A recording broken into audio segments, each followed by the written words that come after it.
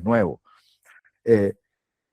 Seguimos preguntándonos y entendemos que en este esquema sí hay una arquitectura y que justamente lo que busca es identificar estos elementos desde un punto de vista más consistente, más allá de lo que está escrito, pues ya lo hemos conversado, y desde un enfoque innovador. Un investigador es un creativo. Un investigador es un innovador. Nuestros criterios de creatividad e innovación tienen elementos que debemos cuidar y respetar en pro del trabajo que hacemos. ¿Somos creativos libres? Respuesta sí. ¿Somos innovadores libres? Respuesta sí, dentro de ciertos límites. Entonces no somos creativos, no funciona así. Porque desde el dogma creemos que la creatividad, como decía un colega mío, la creatividad es libre. Sí, es libre, pero para nosotros dentro de ciertos parámetros que no podemos dejar de considerar por lo que estamos produciendo, pero no podemos ser dogmáticos en términos de tener camisas de fuerza. Esta comprensión de partes que tiene que ver justamente con el proceso nos permite entender y diferenciar. Acá hay algunas partes de la diferenciación. Con colocar algunos de estos ya nos complica. Estos aspectos cuantitativos, basados en la estadística, eso por favor es bueno saber. Mucha gente todavía sigue diciendo es cuantitativo porque está basado en el número. Respuesta no, está basado en la estadística. Yo puedo tener números en la mirada cualitativa. 2 de 3 dicen, 5 de 10 dicen, 10 hablan, 7 coinciden. Numérico. Pero cuando hablamos del cuantitativo, estamos hablando de una lógica estadística de representatividad, una lógica estadística de generalización, una lógica estadística de inferencia, aplicación de fórmulas, variables, X, Y, hay variables. Con el cualitativo no, como de alguna manera yo voy a hablar de los multimétodos y no me voy a meter en esta diferencia o dicotomía o confrontación entre los métodos, sino cómo son complementarios. Entendemos que incluso los métodos mixtos son otro tipo de método diferente al cualitativo y al cuantitativo puro, porque cuando hablamos de cualitativos y cuantitativos estamos hablando de otra agrupación de métodos. Hay métodos basados en los elementos digitales hoy.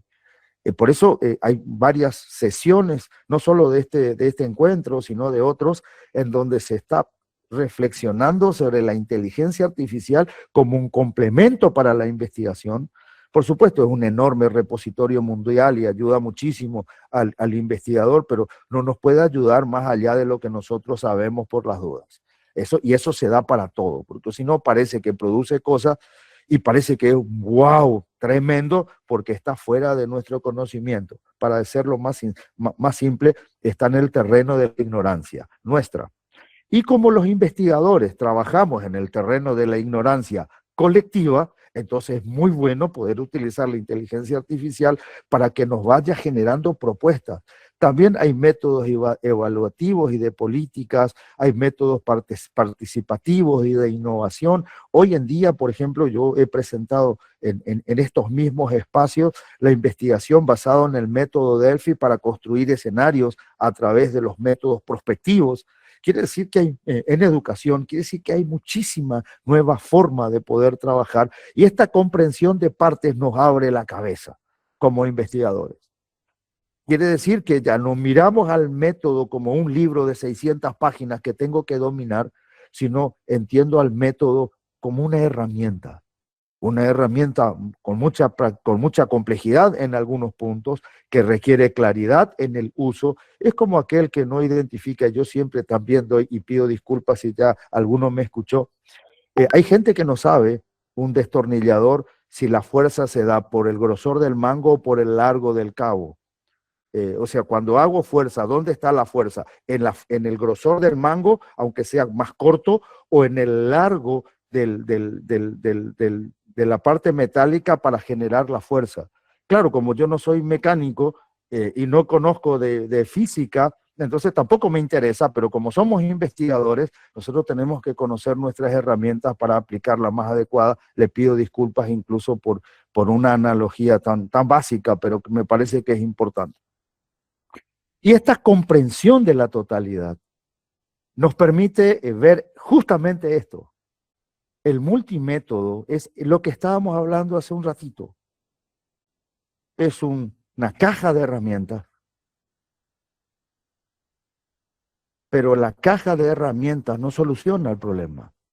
Yo puedo tener la caja de herramientas más nueva que existe y la más completa que hay, puedo tener todas las herramientas, pero no me soluciona el problema, porque el multimétodo es como una caja de herramientas disponible para cada actividad, sí, pero la capacidad, dice, para cada actividad, dice aquí, la capacidad, visión y experiencia del usuario, más el tipo de herramienta que realmente dispone.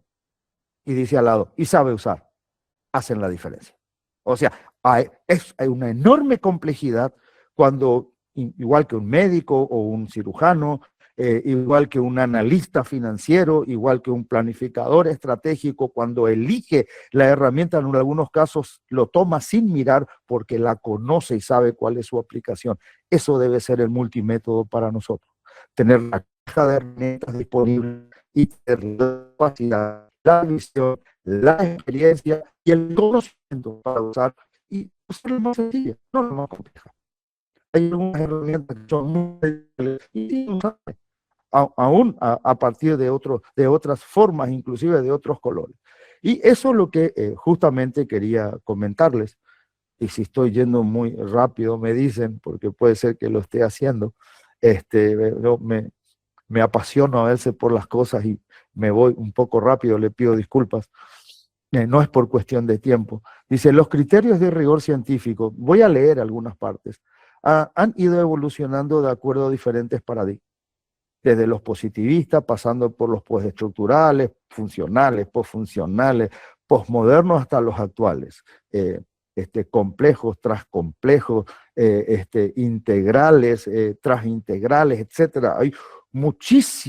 Hoy hay muchísimos métodos de investigación basados en diferentes paradigmas, que es bueno entenderlos, para no hacer una mezcla, como les dije, tipo ensalada, que hasta puede ser muy rica, pero en realidad lo que a nosotros nos interesa es que esté integrada. El objetivo, sobre todo de lo que estamos conversando, es desmitificar el método, asumiendo la complejidad del enfoque múltiple y simultáneo en la investigación educativa. ¿Se pueden mezclar respuestas? Sí. ¿De manera simultánea? También, por supuesto que sí. Puntualizando que no es posible separar los objetos de estudio de sus estructuras. O sea, eso es lo que tiene la educación hoy. Nosotros hacemos abstracciones, pero el fenómeno educativo es un fenómeno complejo que a veces no puedo separar de su contexto, de su contenido, de sus relaciones, del sistema social, del sistema político, del emergente sistémico del proceso y de las implicaciones éticas. Yo le doy los recortes y en esos recortes puedo equivocarme o puedo simplificar. Se debe asumir el concepto de consistencia sobre el de objetividad, porque la palabra objetividad es la que nos metieron en la cabeza y nos programaron. O sea, no, tiene que ser objetivo y relacionamos objetivo con número y el número relacionamos con número, pero en realidad una cosa es la estadística que me da representatividad, por supuesto que sí, que me da probabilidad, por supuesto que sí, que en ciertos contextos se puede utilizar y en otros no. Como por ejemplo un estudio de caso donde voy en un lugar, en donde voy a trabajar en un aula con 10 estudiantes, el método más cualitativo, no el irracional, no el subjetivo, el más cualitativo, el que requiere un proceso de interpretación, otros criterios, me va a permitir posiblemente generalizar lo que ocurre ahí, pero a lo mejor no me permite responder a lo que dice la otra aula que está allí, aunque sean estudiantes similares, porque son diferentes, pero los puedo unir. Puedo unir con el estudio de caso, con una participación continua o una investigación participativa, una investigación crítica o una investigación acción, una investigación comparada. Muchas cosas puedo hacer.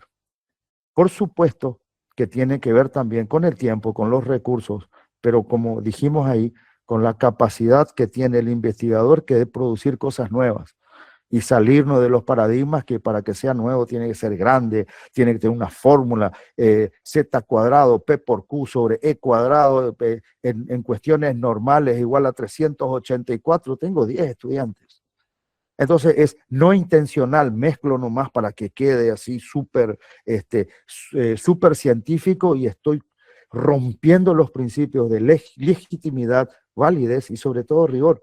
Por eso muchas investigaciones nuestras no califican para ciertos ámbitos centrales en donde dominan el conocimiento y después nos pasan los resultados porque teóricamente, nosotros en guaraní decimos guau, pero es teóricamente no tenemos la capacidad de hacerlo.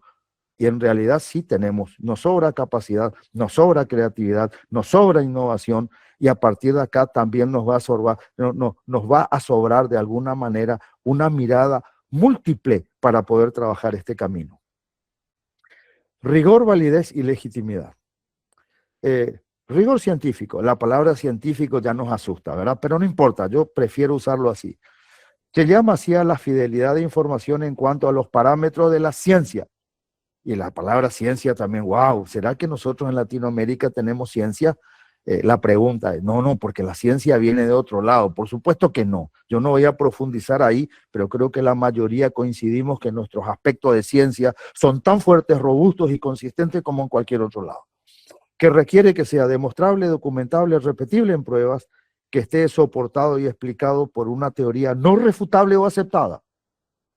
No refutable o aceptada de nuestras propias comunidades, como las nuestras, como las comunidades espetinas, en donde nosotros producimos ciencia.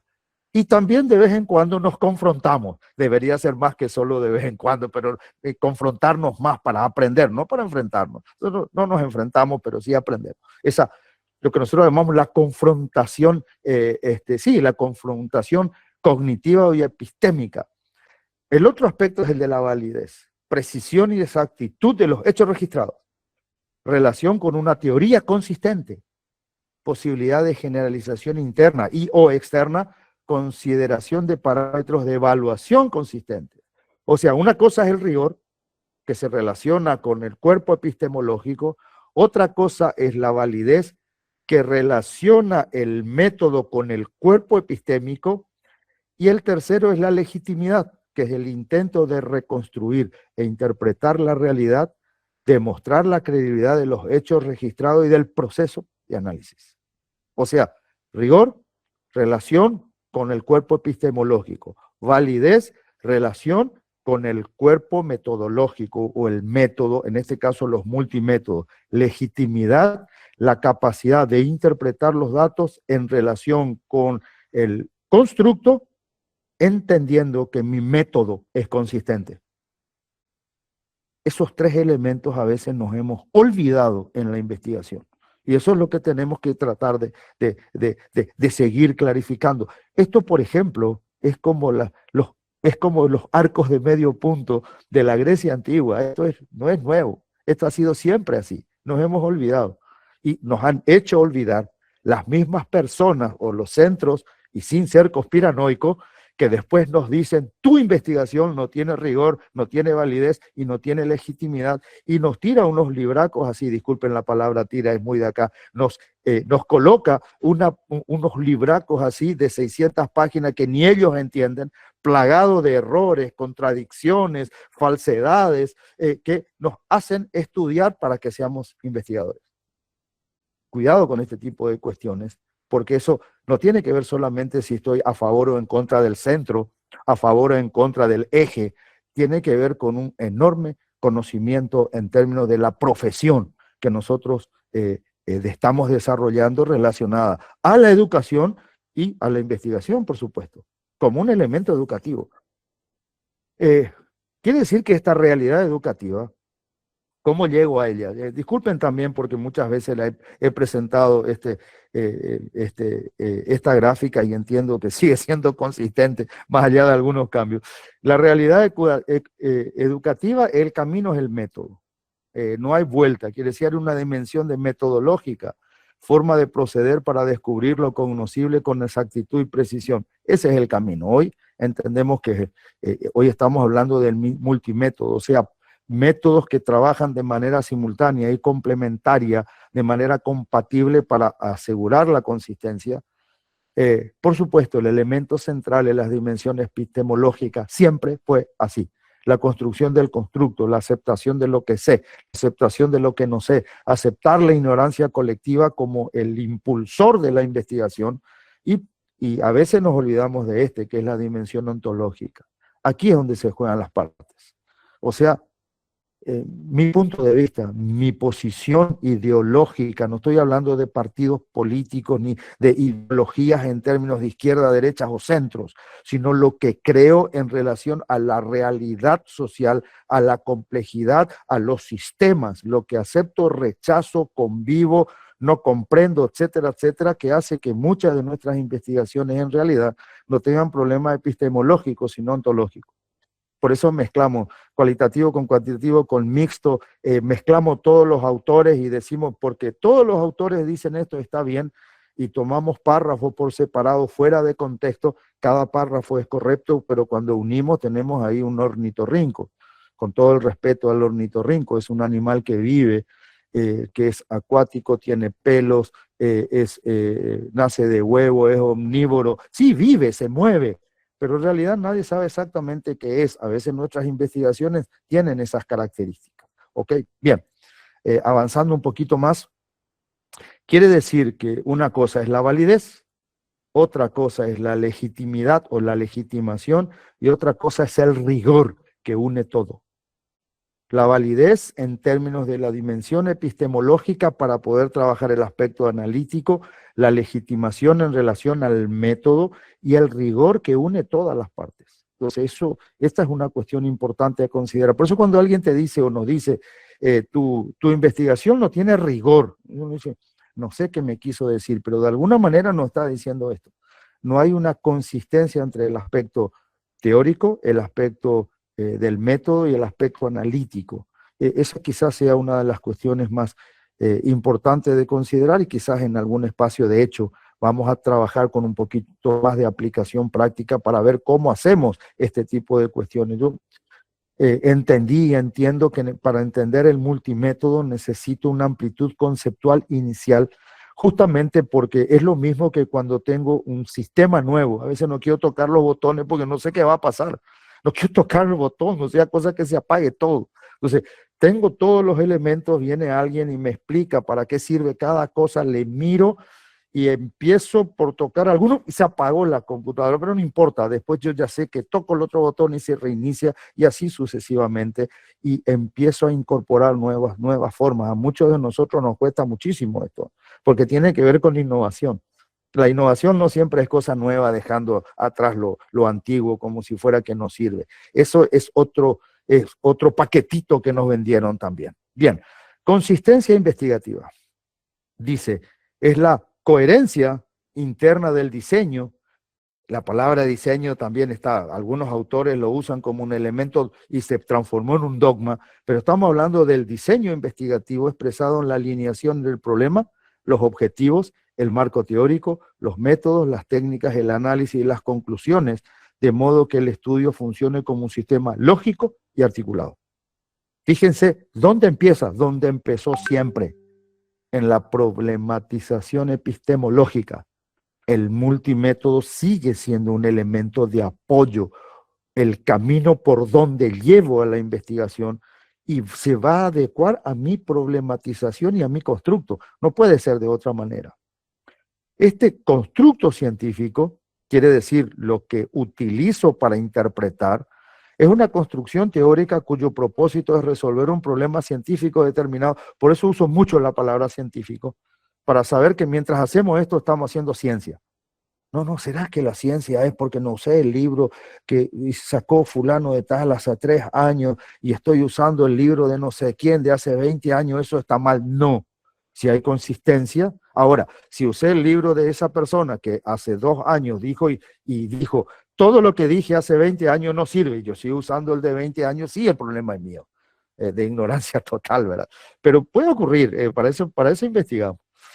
También se denomina las definiciones operacionales, que buscan referir a la propuesta en virtud de las cuales se pueden inferir dicho constructo, es decir, gracias a las cuales se puede ver su presencia, ausencia o la magnitud en la que se presenta el fenómeno. Yo no voy a ahondar mucho en el constructo porque de hecho hago esta presentación porque tiene que haber un relacionamiento, pues si no parece que el multimétodo vive por sí mismo y nosotros estamos buscando un ensamblaje de partes. Ya entendemos, el multimétodo es adaptativo, no es yuxtapuesto nomás, es adaptativo a una situación que quiero investigar, que investigo a partir del conocimiento epistémico, por eso construyo, valga la redundancia, un constructo científico. Parece que estoy hablando todo de arquitectura y cosas extrañas, pero hay una arquitectura detrás de la investigación. Así como hay una arquitectura detrás de la planificación, así como hay una arquitectura detrás de los sistemas. O sea, hay una conjunción de partes en las cuales nosotros encontramos una lógica que no siempre es una lógica muy consistente. Ok, bien. Método y validez. Vamos a mirar alguna cosa. La palabra validez o validación no es un problema metodológico, es un problema epistemológico. Por lo tanto, no depende del método. Lo condiciona, lo limita y lo exige, lo que estábamos diciendo. O sea, yo voy a trabajar la validez, no, el método, no, eso tiene que ver con el problema metodológico, perdón, con el problema epistemológico o con el desafío epistémico. Por lo tanto, condiciona, limita y exige al método. Y por eso digo, no, pero yo en la puedo utilizar estos tres elementos porque puedo interpretar algo mirando desde puntos de vista diferentes. Recuerden la palabra triangulación. Ya les adelanté y dije, vamos a profundizar en un ratito. Por otro lado, la legitimidad no depende del método, sino del investigador, quien debe ampliar su espectro creativo, su capacidad innovadora para trascender al método, pues su desafío es epistemológico y ontológico, lo que estuvimos viendo. Dice, profe, está usando tanta palabra difícil, pero cuando hablamos de método, cuando hablamos de investigación, estamos entrando en procesos de conocimiento. No puedo entrar a investigar si yo no tengo los conceptos claros de ciencia y epistemología y ontología. La mayoría cree que puede investigar porque conoce muchos métodos, y eso no es cierto. O sea, yo no puedo arreglar un vehículo, disculpen, voy a usar otra vez esa analogía porque tengo toda la caja de herramientas y sé para qué sirve cada cosa. Yo tengo que conocer la totalidad del vehículo para que se mueva o se detenga, depende de qué es lo que quiere hacer o cambiar alguna parte del diseño. Ya lo sabemos, el método es un medio, no es un fin, por lo tanto los criterios de rigor científico no pueden ser fijos, porque tampoco son infalibles. Dice, no, usa el método cuantitativo porque ese es objetivo, otra palabra. Entonces, ven cómo estos aspectos nos han limitado durante mucho tiempo y nos han transformado en burócratas, en bancarios de la investigación. No nos han transformado en creadores dentro del proceso investigativo. Disculpen, por ahí levanto el tono de voz. Porque eso es lo que busco, ser creativo, ser innovador, ir más allá de desafiar el conocimiento. Por supuesto que si el conocimiento se sostiene, así debe ser, como dice el autor del falsacionismo. Está bien ahí, no hay problema. ¿Para qué nos complicamos? Se sostiene, es parte de la teoría, pero si no, no. A veces tenemos miedo hasta tal punto que algunas personas dicen, y si me equivoco con la hipótesis, bueno, ese harina otro costal. Pero tiene que ver con estos paradigmas. Se supone que para eso están, justamente para que nosotros podamos ir más allá del conocimiento establecido. Bien, avanzamos. La validez también tiene algunas cuestiones porque se habla de una validez descriptiva, precisión y exactitud en el registro de los datos para evitar distorsiones, y a veces la distorsión se da por usar un único método. O sea, no es que distorsiono el dato, sino tengo una comprensión incompleta de la realidad. Es una manera de distorsionar también. Por eso en algunos lugares, voy a terminar de explicar, pero esta idea no quiero dejar de decir, la validez interpretativa tiene que ver con la claridad en el proceso de análisis, en donde se prioriza el significado de cada dato para los investigadores, y ahí está, dice los investigadores. La validez teórica, relación del análisis con la construcción teórica del investigador, buscando aspectos explicativos consistentes. La validez de generalización, posibilidad de generalización interna hacia otras situaciones no investigadas directamente, posibilidad de generalización externa relacionada a la transferencia de los resultados a otras situaciones diferentes a la investigación, pero si son representativas y el proceso de representatividad es consistente, entonces sí puedo hacer inferencias. Y por último, la validez evaluativa, reconocer y considerar los parámetros evaluativos a través de lo cual se atribuyen significado a los hechos observados. Lo que quería decirles es lo siguiente. En muchas partes de América Latina yo tengo no solamente la suerte, creo que la bendición de poder conocer a muchos, en casi todos los países de nuestra amada América. He visto que en muchos lugares todavía en la formación de grado, en muchos lugares todavía en la formación de grado, se obliga a que los trabajos de formación académica sean individuales. Conozco a muchísimos, a lo máximo uno o dos, pero todos los que estamos acá sabemos que esto es un trabajo de equipo, no es un trabajo individual, es un trabajo de equipo, es un trabajo donde hay múltiples miradas, pero nos han metido la idea que si somos muchos, alguno trabaja poco, y también nos han metido la idea que cuando más personas hay el resultado es más débil, no más robusto. Por eso el multimétodo ayuda muchísimo también a potenciar al equipo de investigadores, incluso a hacer un trabajo de triangulación, creo que es la tercera o cuarta vez que lo digo, de tal manera que todo el mundo pueda aportar al mismo hecho, incluso. Lo que quiero decir, toda una promoción puede trabajar con un solo hecho desde diferentes puntos de vista utilizando el multimétodo. Hacemos una sola investigación ensamblada, integrada. La validez científica y su significado. La validez como cultura. Yo voy a hacer un enunciado, lo que no quiere decir que no miremos algunos aspectos, sobre todo el primero que tiene que ver con el acervo cultural integral del investigador. Y porque ese es un punto importante. Muchos de nosotros nos hemos hecho investigadores en el camino. Suerte que hoy hay espacios de formación muy consistentes. Nosotros aquí dentro de la comunidad cespetina tenemos también esos espacios de formación. La validez como ideología, como ontología, pero vamos a usar la palabra ideología. Se reconoce la ideología y el reflejo del discurso social, la legitimación y otros factores relacionados a la estructura social, o sea, una interpretación ideológica de lo que vemos. La validez como género permite el abordaje desde una perspectiva relacionada a la relación poder-subordinación en esa interacción social, que también es importante. La validez como lenguaje reconoce las categorías culturales y cosmovisiones particulares asumiendo una orientación y limitación de la construcción de la realidad. Por ejemplo, si voy a hacer una investigación, voy a tomar un marco científico relacionado al conocimiento ancestral. Profesor Orlando, por favor, te pido, ¿cómo vas a tomar eso? Eso no es ciencia. Cuidado con lo que estamos diciendo hoy. Cuidado con este tipo de cosas, porque a veces en los ámbitos sociales y académicos no queremos decir eso para no caer incómodos o para que no nos tachen de pseudocientíficos, como decía Mario Bunge, perdón. Entonces, cuidado con ese tipo de cosas. Validez como aplicabilidad. Subraya la utilidad de la investigación para beneficiar a los grupos diferentes, reafirmando su alcance teórico.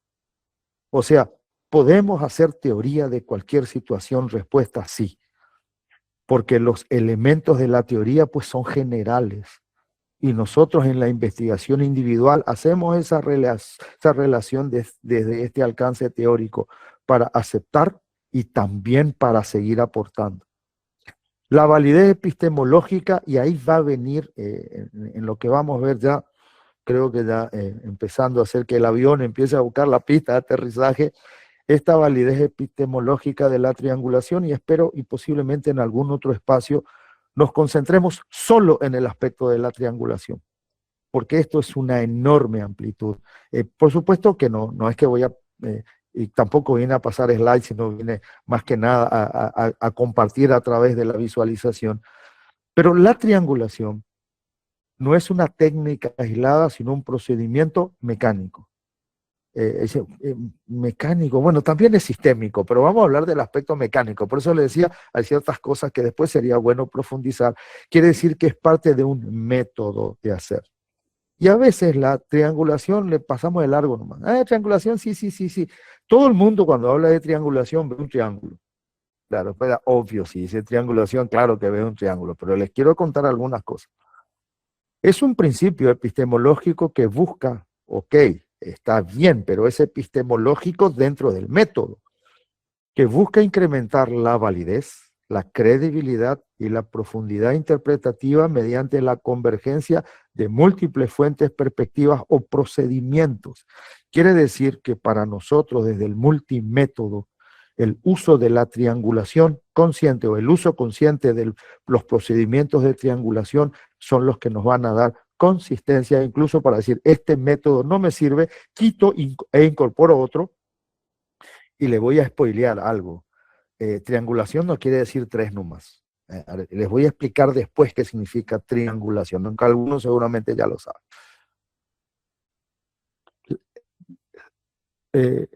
Supuestos que sustentan el esquema de la triangulación. Uno, la realidad educativa, que es compleja, dinámica. Esto pero está diciendo lo mismo, si una cosa que yo diga y repita muchas veces esta cosa que lo comprenda, que lo quiere decir, que lo interprete, lo coloque dentro mío y sea parte de mi aprendizaje significativo, que esta realidad es compleja, dinámica y multidimensional, incluso la misma situación mirada desde puntos de vista diferentes. Parece que estamos viendo la escultura desde diferentes partes y estamos, cuando empezamos a describir, parece que describimos cosas diferentes. La única forma de hacer la recorrida 360, 360 horizontal, 360 vertical, un recorrido esférico, que no siempre se puede. Entonces, esa es una cuestión importante. Ningún método técnico o investigador puede captarla completamente por sí solo, una cuestión paradigmática, no solamente de la epistemología, no solamente de la ontología, no solamente del método. La integración de perspectivas permite aproximarse a una comprensión más rica y menos sesgada. No, eso no tiene nada de sesgado. Por favor, hasta Thomas Kuhn en la década del 60 habló de paradigmas en la investigación y por eso todos le tiraron con todo tipo de armamento, disculpen la analogía, porque dijo una enorme verdad, los científicos son unos sesgadores, no segadores, sesgan todo, dijo. Y la gente se recontra enojó con él en la estructura de las revoluciones científicas, su libro relacionado a paradigmas. Hasta hoy persiste. ¿Hay una validez científica de la triangulación? Respuesta, sí hay. Por ahí, si alguien quiere levantar la mano, levantó la mano, quiere participar, por favor, abre el micrófono, porque yo, no es que no vea, pero somos bastantes aquí y entonces simplemente por eso. Hay una triangulación teórica. Yo no sabía eso. Bueno, yo tampoco, pero nada, por eso les cuento. Hay una triangulación teórica. Constructo para analizar los datos desde diferentes perspectivas conceptuales.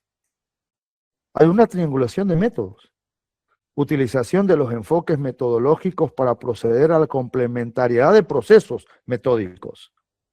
Hay una triangulación de investigadores.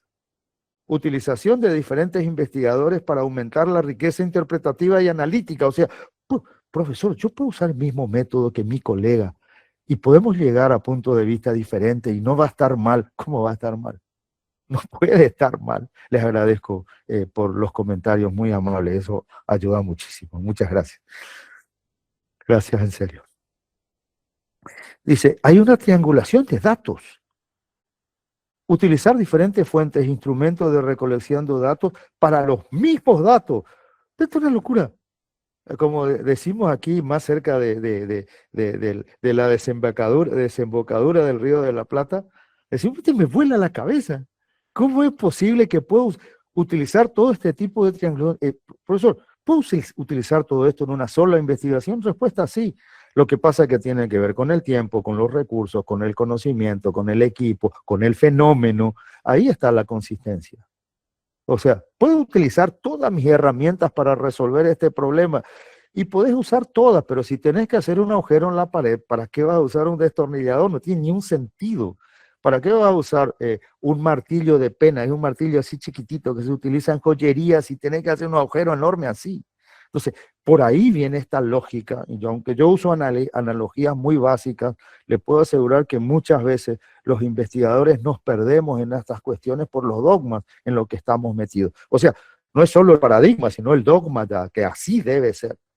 Y además hay algo que nosotros llamamos auditoría metodológica. La palabra auditoría mucha gente ya le asusta. Quiere decir que hay alguien que va a decir si mi investigación está bien o mal. Imagínense en un curso doctoral o postdoctoral donde todo el mundo pueda trabajar una misma investigación y entrenarse en este tipo de cosas, y podemos sacar un conocimiento enorme del mismo hecho. Puede ser superficial, puede ser profundo, puede ser hacia arriba, puede ser hacia las raíces, porque se puede hacer. Pero por supuesto, para eso hay que tener la caja de herramientas. Y algunos dicen, ¿y si tengo pocas herramientas? Pero si las sabes usar y tenerlas adecuadas, el resto pedir prestado, no hay problema. Voy a seguir con las analogías. La triangulación sí es un criterio de calidad en investigación multimétodo. Un proceso sistémico y también sistemático de convergencia interpretativa, un mecanismo de validación interna, credibilidad y confirmabilidad, una estrategia de ampliación del campo investigativo, un procedimiento reflexivo que obliga a revisar las interpretaciones. Por ejemplo, un método de triangulación es el método Delphi, que nosotros utilizamos mucho en prospectiva. Tengo un solo dato y o un conjunto de datos le paso a un investigador eso le paso al otro investigador con las conclusiones de este investigador que vuelve para aquí, le paso al otro investigador hasta que se corta la cadena, y cuando nos damos cuenta cortamos por tiempo, cortamos por recursos, cortamos a veces por voluntariedad o no de los participantes, pero podría ser hasta infinito. La triangulación no es una suma mecánica de técnicas, un requisito obligatorio en todos los estudios cualitativos, un proceso para comprobar cualitativamente lo cuantitativo, que son algunos de los dogmas, un sinónimo de métodos mixtos, un recurso cosmético para aparentar rigor. La triangulación exige coherencia epistemológica, pertinencia metodológica y justificación explícita desde la problematización de la investigación. Y algunos elementos esenciales de la triangulación: una profundización interpretativa, permite acceder a capas de sentido que no emergen con una sola técnica. Contraste y convergencia, identifica coincidencias, divergencias y tensiones entre fuentes primarias, secundarias, tipos de fuentes primarias, etcétera, etcétera. Ampliación del fenómeno. Cada técnica ilumina dimensiones distintas del objeto de estudio, hasta nos permite construir líneas de investigación.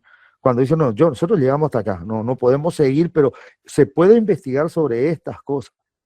Control de sesgos. Reduce la influencia de la subjetividad del investigador, usando la palabra subjetividad como punto de vista del investigador. Robustez analítica. Genera interpretaciones más sólidas, consistentes y auditables, porque en el multimétodo no es equivalente a mezclar métodos, ya lo dijimos, es un principio transversal que puede operar dentro de un solo enfoque o en varios en simultáneo. Es compatible con la integración de lo que decía Eduardo Vericat en términos de la integración de métodos, complementariedad, convergencia, ampliación, profundidad, metainterpretación. O sea, Eduardo Vericat ya venía diciendo esto de la década del 80. Lo que pasa es que en este proceso de recuperación hay otros elementos que podemos incorporar, y lo que él dijo a lo mejor en un contexto menos adecuado, hoy es el contexto adecuado para que sus afirmaciones tengan fuerza y puedan generar mayor raíces. Por supuesto no es el único, pero él hablaba de la integración de métodos, tanto como la investigación holística y otros que son mucho más nuevos y por supuesto a lo mejor muchos lo saben, la investigación holística es propia de América Latina, propia de la Universidad Nacional de Venezuela. Fortalece la credibilidad de los hallazgos cualitativos sin recurrir a criterios positivistas, sí a la convivencia diversa y múltiple de la investigación. Y para mostrar, hay una validez científica, una situación específica a investigar. Y en este proceso hay diferentes tipos de análisis, y yo coloco algunos nomás. Hay diferentes otros enfoques de tal manera que puedan integrarse como un multimétodo. Y para entender que estas diferentes perspectivas, esta situación específica también puede darse desde fuentes, unidades de análisis, etcétera, que también nos permite integrar, y no estamos hablando, por eso decía, no vamos a pensar que esto es cualitativo, no, estamos hablando de una investigación multimétodo compleja que asume la complejidad y entiende que tiene que tener diferentes puntos de vista y por eso utiliza diferentes métodos. El que quiere usar un solo método, por favor, siga adelante, no hay ningún problema. Mientras tenga rigor, validez y legitimidad, está todo bien, no hay ningún inconveniente. No, yo no estoy planteando que no, este funciona mejor que el otro, no. Estamos hablando aquí en términos de que si queremos seguir avanzando y desafiándonos en términos de esta confrontación cognitiva y epistémica, entonces necesitamos herramientas muy diversas y tenemos que tener la tranquilidad que esas herramientas existen. Que yo sepa utilizarlas es parte del desafío, por supuesto. Entonces, diversas posibilidades de recolección de análisis y algo muy científico, muy simpático. Bueno, aquí hay otras formas, simplemente para poder entender, la mayoría lo usamos, por ejemplo, aquí no está, acá dice entrevista, pero no dice entrevista entrevista de aproximación, entrevista en profundidad. Dice focus group, o sea, entrevista grupal, pero no dice entrevista especializada. O sea, la entrevista tiene una enorme riqueza también en sus amplitudes, igual que las dinámicas. Las dinámicas se usan poco, pero tienen una enorme riqueza entre proyectivas, interpretativas, de explicación, de búsqueda, igual que la observación. Si empezamos a mirar cada una de estas, hoy incluso con las herramientas digitales, imagínense todo lo que podemos generar. Entonces, aquí hay procesos de integración también en términos, bueno, ok, ¿cómo lo hago? Hay muchísimas cuestiones, por supuesto, tiempo, recursos, capacidad del equipo, capacidad de comprensión del investigador, capacidad analítica en términos epistemológicos para saber qué hay, qué no hay. ¿Se acuerdan? El estado del arte. El estado del arte que se necesita para hacer este tipo de cosas, son desafíos nuestros. La IA no nos va a dar, queridos colegas, investigadores, hermanos y hermanas, no nos va a dar la IA eso. Si nosotros no le pedimos, nos va a dar, y nos va a dar, y si nosotros no sabemos, es lo mismo que cualquiera de nosotros habla en una clase y a nadie le importa lo que decimos. O sea, estamos o tiene paradigmas diferentes. Bien, entonces diferentes posibilidades de recolección de datos para que vean algunas opciones. Quiero mostrarles esto. Lo que les dije, ¿qué significa triangular? Y algunos van a decir, profesor, Orlando, ¿en serio me está haciendo la pregunta? Sí, te pregunto, ¿qué significa triangular? Y triangular es triangular. Y un triángulo, ¿cuántas partes tiene? Bueno, ok, empecemos a mirar. Tiene una superficie, tiene un centro, tiene un centro de gravedad. Bueno, ¿qué más tiene? Tiene tres diagonales. ¿Qué más? Tiene tres lados, tiene tres ángulos internos, tiene tres ángulos externos. ¿Qué significa triangular? Otra vez, profe, obvio, hacer tres. Obvio, profesor, todo el mundo sabe eso. En muchas investigaciones dice, utilizamos la triangulación y no usan tres, usan dos. Y eso no es triangular. Quiere decir un punto hacia el centro, otro punto hacia el centro, otro punto, o sea, uno o dos partes. Algunos dicen, no, pero ahí ya hay un triángulo. Sí, pero no construye lo que nosotros entendemos como triangulación porque solo tiene dos puntos de vista. El tercero va al centro. Esto determina el principio básico de la triangulación. Disculpen la obviedad, porque si no hay por lo menos tres puntos de vista, no tengo una triangulación con el rigor científico que requiere la triangulación. ¿Para qué? Para poder después. Triangulación significa 4, sí, también. Triangulación significa 5, sí, también. Triangulación significa, bueno, 6 en este caso, 5 en el pentágono que está ahí. La respuesta es sí. Triangular significa exactamente eso, triangular. Ojo, profesor, ¿será que podemos eliminar esto de la grabación? Dice, 3 puntos de vista como mínimo, porque esto no es triangular. O sea, si para triangular utilicé 2, no, para triangular necesitar 3, lo que sea, 3 instrumentos, 3 técnicas, 3 investigadores, 3, todo lo que dijimos hay 3. Con 2 no se triangula, es insuficiente. Quiere decir, esto no es proceso de triangulación, o mínimo 3. Por 4 pueden ser 5, pueden ser 6, sí, pueden ser 20 también.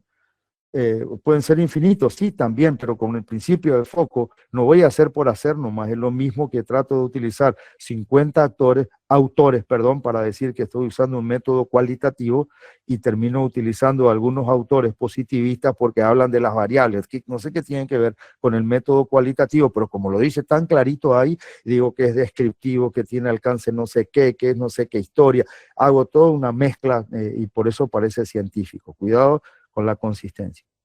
Quiere decir que cuando estamos mirando así, y ahí les voy a mostrar, no termina ahí. ¿Puedo triangular la triangulación? Puedo triangular lo que sea de manera consistente. Diversas posibilidades instrumentales generan mayores posibilidades interpretativas y mayor riqueza del método, pero también de la investigación, solo que ahora el foco de esta charla, que ya está llegando a su fin, porque ya es hora, tiene que ver con comprender el multimétodo. Conceptualización final. Rigor, validez, legitimidad, confiabilidad, transferencia y consistencia, creatividad instrumental, riqueza metodológica y amplitud analítica. O sea, eso es lo que nosotros buscamos.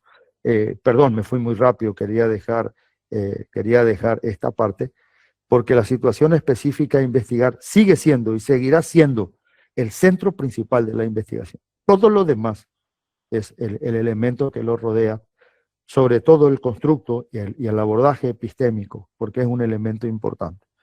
A modo de puntualización, no de conclusión todavía, pero el avión ya está empezando a acercarse a la pista de aterrizaje, trabajo prolongado de observación persistente, triangulación integral, o sea, cada vez más la investigación actual nos está pidiendo que tengamos observaciones de largo plazo. Por eso las líneas de investigación empiezan a ser importantes y estratégicas. No solamente porque se ensamblan, sino porque tienen que ser consistentes. Tomo lo que él aprendió, tomo lo que aprendieron los 3, tomo lo que aprendió el otro, sigo presentando cosas, y esto es un trabajo prolongado de observación persistente, una triangulación integral, una diversidad de técnicas e instrumentos, registro minucioso del proceso investigativo, incorporando, por ejemplo, para triangular, algo que hace mucho nos olvidamos, ya lo usaba Darwin, la bitácora del investigador, el cuaderno del investigador. Hoy nos olvidamos de eso, queremos sacar todo, no, porque eso está en mi cabeza, no puedo usar. Si sistematizo, puedo usar. Así el positivismo se transformó en ciencia. Este colega Darwin y muchos otros, horas se pasaban dibujando los seres vivos y a partir de ahí generaban interpretaciones. No después, en el proceso de dibujar, proceso de escribir, en el proceso de armar un esquema, en el proceso de construir un constructo, de comprender un fenómeno. Revisión de y por pares. Hablemos con otros colegas, o sea, entendamos que por pares no es que venía acá a investigarme a ver si hice bien y si hice mal. Si hice bien, felicítame, si hice mal, no me digas nada. No funciona así. Todos aprendemos por acierto y error. Análisis de casos negativos, aquellos que salieron mal. Eso nos enseña muchísimo, sobre todo cuando nosotros hicimos mal. Ya, no, ese no, y la mayoría esconde eso, pero utiliza como estado del arte, no se olviden. Clarificación de los sesgos del investigador, o sea, ¿cuál es mi sesgo? Si yo no sé cuál es mi sesgo, después empiezo a defender cosas indefendibles desde el punto de vista de la consistencia. Creatividad e innovación metodológica, en este caso con amplitud teórica, auditoría externa, o sea, cuando hicimos pares y auditorías, cuando yo pongo a disposición mis artículos, eso se hace allí, pero muchas veces ocurre, me ha pasado a mí como revisor, que no tengo el contexto de la investigación. Igual cuando evalúo una tesis, a veces uno no tiene el contexto. Y es bueno no tenerlo, pero muchas veces es muy ascético, porque hay ciertos elementos que a veces a lo mejor debo tener más antecedentes como elementos adicionales. Pero bueno, eso son cuestiones que uno va aprendiendo. Construcción a partir de ejemplificaciones, incorporación de experiencias del trabajo de campo a través de la bitácora, a través de investigar a los investigadores. Por ejemplo, alguien hizo levantamiento, yo en este proceso de triangulación hago un Delphi con la persona, le digo qué encontró, qué no encontró, sistematizo la experiencia del trabajo de campo. Estamos perdiendo muchísimo conocimiento por ello. Proporcionar pistas de credibilidad, desarrollo y descripción detallada de actividades generales y específicas, por supuesto, lleva tiempo, pero queremos desafiar los paradigmas. Sigamos manejando el enfoque, quiere decir investigaciones cada vez más enfocadas, para que sean cada vez con mayor riqueza analítica, mayor riqueza epistémica o epistemológica, mayor riqueza del método, para que sea con más foco y veamos qué equipo necesito. Si yo soy un buzo de profundidad, mi equipo es muy diferente y me voy a mover muy poco. Si yo soy un buzo de superficie o de media agua, mi equipo es otro. Si soy un buzo de superficie, mi equipamiento es otro. O sea, hay cosas que tienen una lógica muy básica que a veces nos olvidamos porque nos han metido en la cabeza, nos han programado para decir que para que sea creíble tiene que ser tan complejo que nadie entiende. Y a veces logra su resultado. Nuestros artículos pueden estar en muchísimos lugares, vistos por mucha gente, distorsionando toda la realidad, incluso incorporando poco conocimiento, aunque parezca súper genial. Bien, aportes del multimétodo, y ahí ya vamos a empezar a bajar, ahora sí, ya vamos a mando, a manual para poder bajar y aterrizar el avión.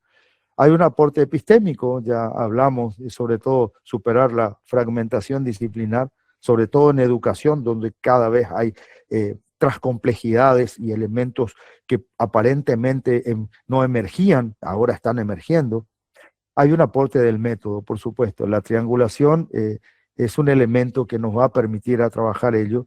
Hay un aporte tecnológico. Yo no me metí en la tecnología por una cuestión, y he hecho comentarios en relación a la tecnología, pero acá hay un aspecto tecnológico que tenemos que entender e incorporar.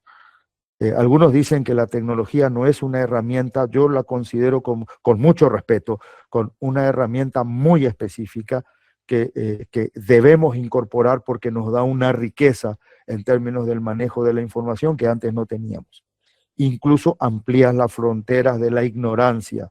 Quiere decir, nos da mayor claridad y nos pone más cerca de la frontera de la ignorancia. Quiere decir, la frontera de la ignorancia siempre es el lado oscuro, pero nos lleva al límite oscuro donde antes era oscuro por falta de información, no porque no había nada. ¿Ok? Hay aporte formativo, sobre todo para las competencias investigativas. Espero que este haya sido un espacio así. Hay un aporte en la toma de decisiones, porque de alguna manera también nos tiene que ayudar a ello.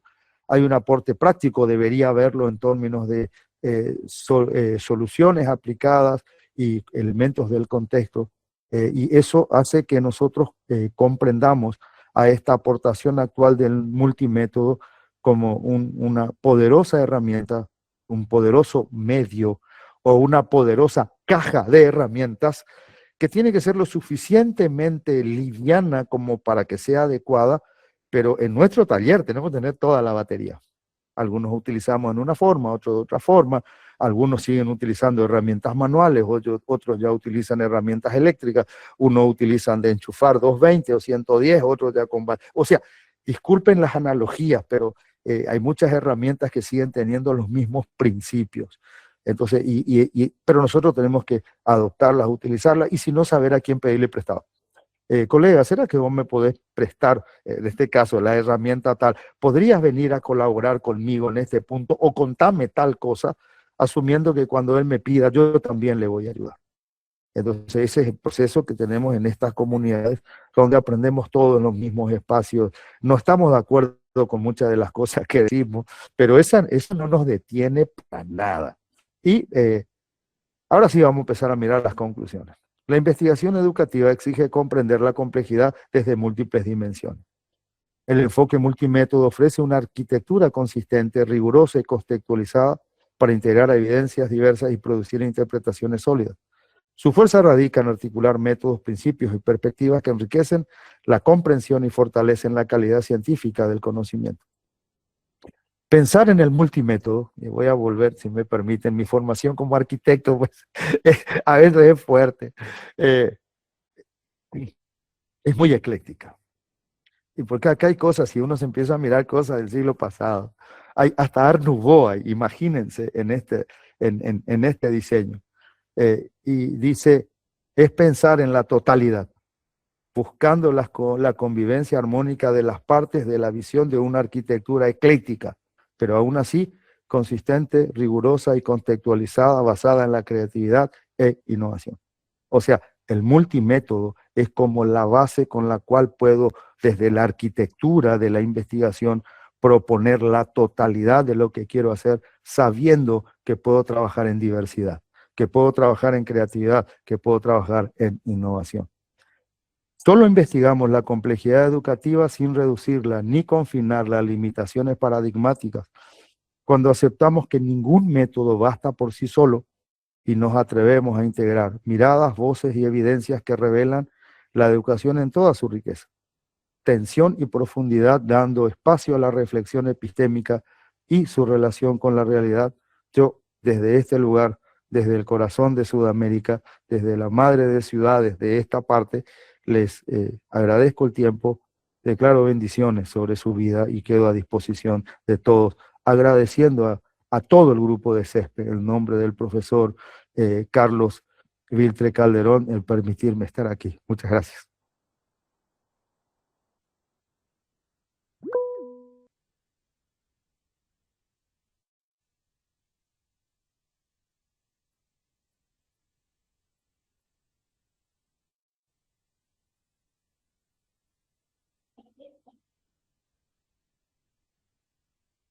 Bien, entiendo que parece que manejo yo el tema de las consultas.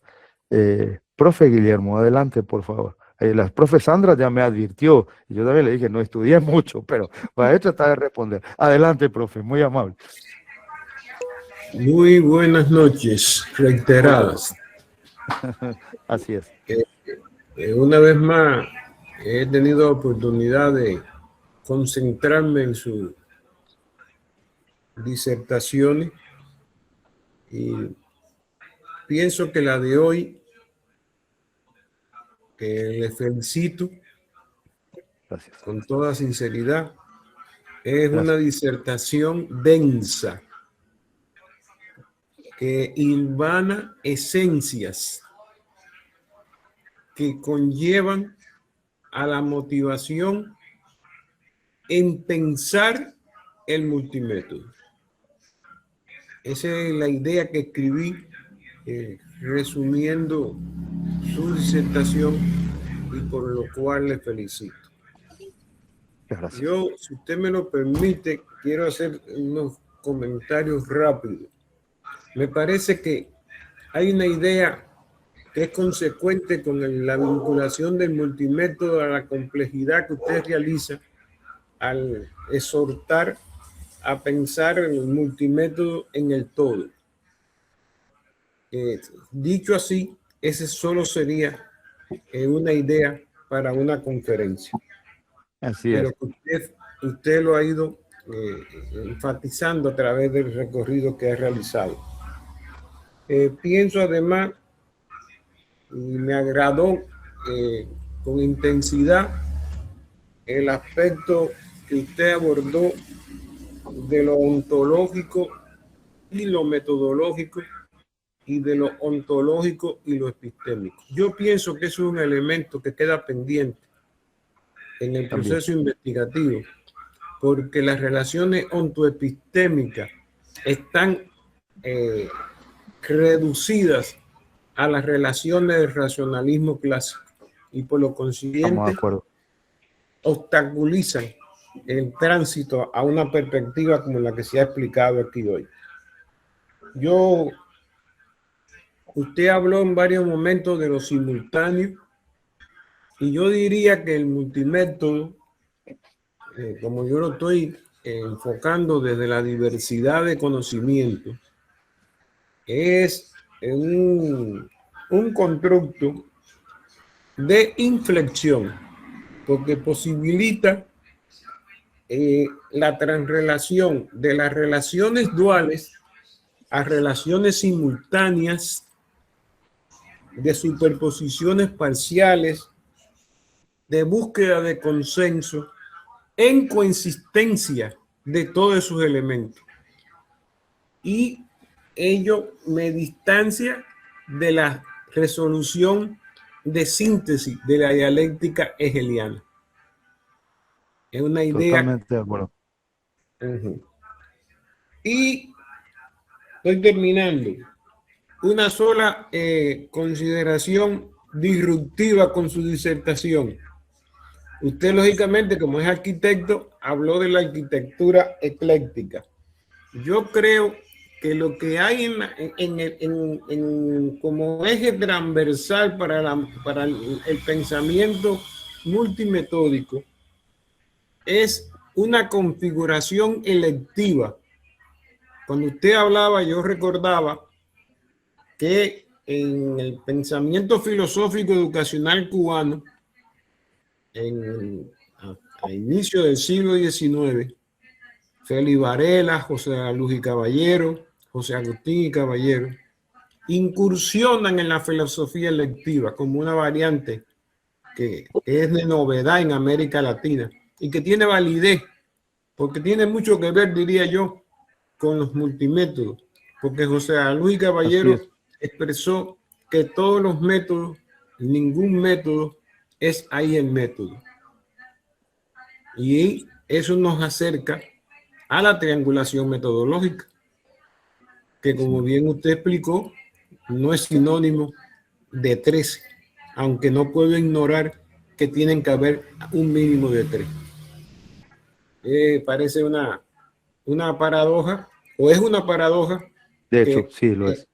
Es una paradoja que a muchos investigadores desaprueba, porque mecánicamente traducen la triangulación metodológica o la triangulación de datos, la triangulación teórica, a la construcción de un triángulo. Y la explicación que usted dio de todos los elementos, de todas las triadas que hay en un triángulo, yo tengo algunos conocimientos matemáticos, yo aprendí matemáticos, o sea, tengo las medianas, tengo los ángulos externos, los ángulos internos, tengo el centro de gravedad.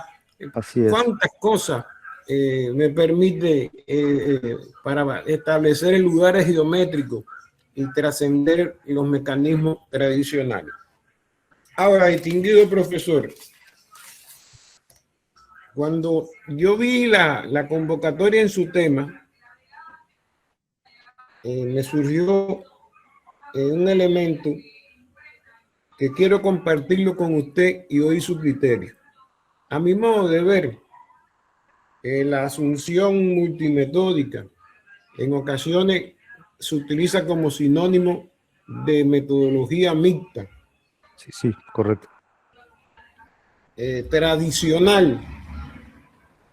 Está enmarcada en las relaciones duales tradicionales de